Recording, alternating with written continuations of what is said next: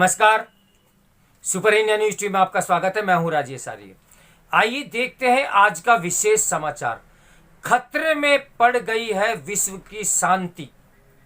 Ukraine संकट यही आभास कराता है कि अमेरिका और उसके सहयोगी देशों ने रूस को हल्के में लेकर बहुत बड़ी गलती की।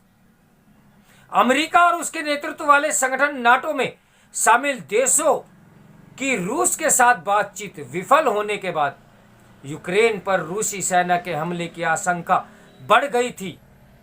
अंततः रूस यूक्रेन पर हमला करके ही माना। इस हमले के जवाब में अमेरिका और उसके सहयोगी देशों ने रूस पर कड़े आर्थिक प्रतिबंध लगाने शुरू कर दिए हैं। ये देश सुरक्षा परिषद में रूस के खिलाफ निंदा प्रस्ताव भी लाए। रूस ने वीटो का इस्तेमाल कर उसे विफल कर दिया और भारत, संयुक्त अरब अमीरात एवं चीन ने खुद को मतदान से अलग रखा। भारत मतदान से अनुपस्थित अवश्य रहा, लेकिन उसने ये स्पष्ट किया कि वह यूक्रेन के घटनाक्रम से व्यथित है।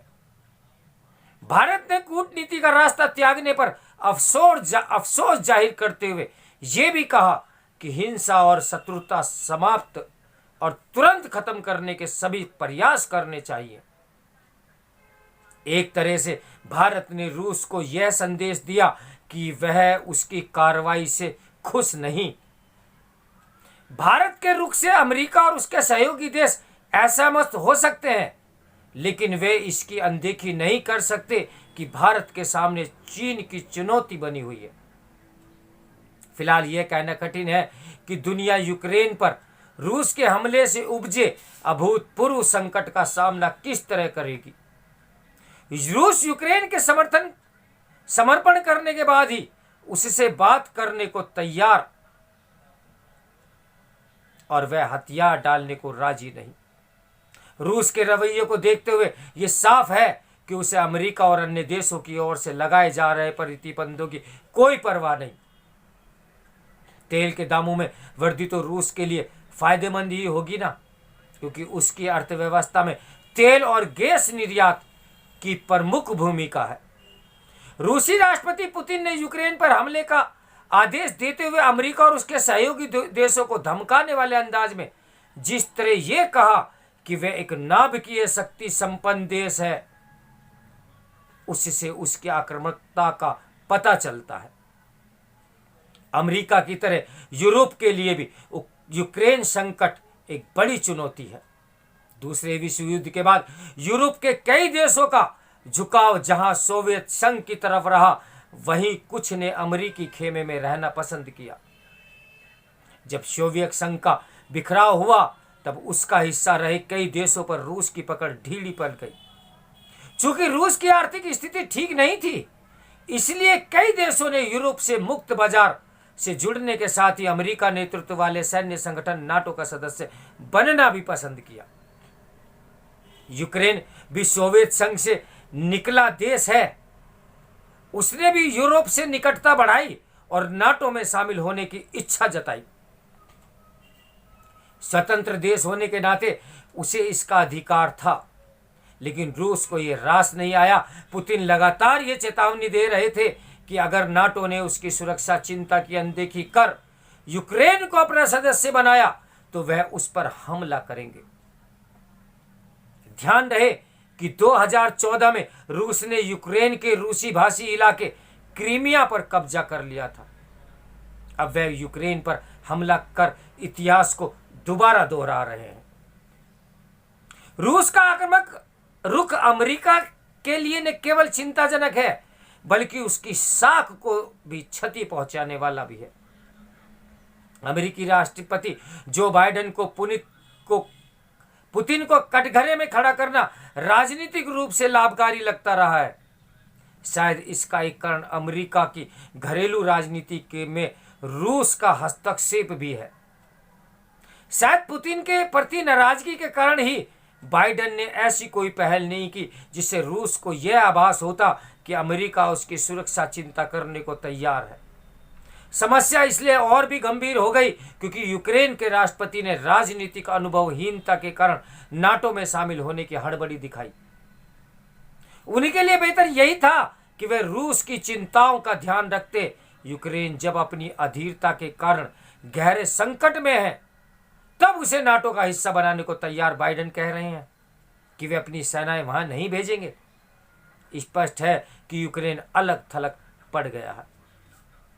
रूस यूक्रेन संघर्ष से उभरे तनाव में विश्व में हथियार लॉबी सबसे अधिक लाभान्वित होती दिख रही है। उसके लिए मौजूदा तनाव अपने कारोबार को बढ़ाने का बड़ा अवसर है। भारत समेत अन्य देश अपनी सुरक्षा चिंताओं के लिए अमेरिका और यूरोप से हथियार खरीदने को बाध्य हो सकते हैं। इसका लाभ रक्षा सामग्री बनाने वाली अमेरिकी और यूरोपीय कंपनियों को ही मिलेगा। रूस खुद भी तो एक बड़ा हथियार विक्रेता है। हम उसकी भी तो अनदेखी नहीं कर सकते कि भारत अपनी 60% रक्षा सामग्री के लिए रूस पर ही तो पूरी तरीके से निर्भर है। रक्षा क्षेत्र में आत्मनिर्भरता पर तमाम जोर देने के बाद भी इस दिशा में अभी बहुत काम होना बाकी है। अभी इस काम को सर्वोच्च प्राथमिकता भी दी जानी चाहिए। यूक्रेन पर रूस के हमले के बाद प्रधानमंत्री मोदी ने पुतिन के साथ बातचीत में यह आग्रह किया कि इस मामले का शांतिपूर्ण तरीके से कूटनीतिक समाधान निकाला जाए। अंतर्राष्ट्रीय समुदाय में भारत की छवि एक जिम्मेदार और शांतिपूर्ण देश की बनी हुई है। वैश्विक मामलों में भारत ने तटस्थ रहते हुए भी अनेक विवादों के हल में अपनी भूमिका बहुत अच्छी तरीके से अदा की है। यूक्रेन मामले में भारत की तटस्थता समय की मांग के अनुरूप है।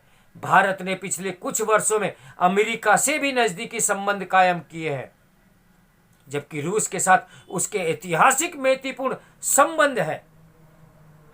यही कारण है कि दोनों महाशक्तियां भारत को अपने पक्ष में करना चाहती हैं। भारत का हित दोनों देशों से करीबी संबंधों में भी है।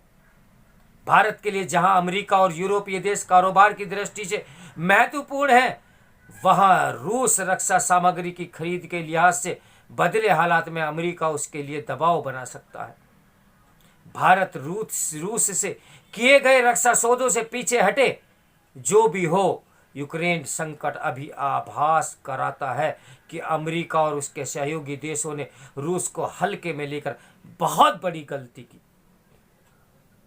उचित यही था कि अमेरिका और रूस बातचीत के जरिए अपने मतभेद दूर करते। उन्होंने ऐसा करने के बजाय यूक्रेन को मोहरा बनाकर विश्व शांति को खतरे में डालने का काम किया है। अब जैसे हालात उभर कर आए हैं, उन्हें देखते हुए यह आवश्यक है कि कूटनीति के जरिए तनाव जल्द खत्म किया जाए। इसमें किसी भी देश का अहंकार आड़े अब नहीं आना चाहिए। विश्व तीसरे युद्ध की ओर अग्रसर बिल्कुल नहीं होना चाहिए, वरना मानव जाति की बहुत बड़ी क्षति इसमें होगी। इस समाचार के लेखक हैं संजय गुप्त। मेरे साथ बने रहिए सुपर इंडिया न्यूज़ टीवी की ब्रेकिंग न्यूज़ के लिए। मैं हूं राजेश आर्य। कृपया मेरे चैनल को सब्सक्राइब जरूर करें ताकि आपको इस प्रकार के समाचारों का नोटिफिकेशन मिलता रहे। नमस्कार।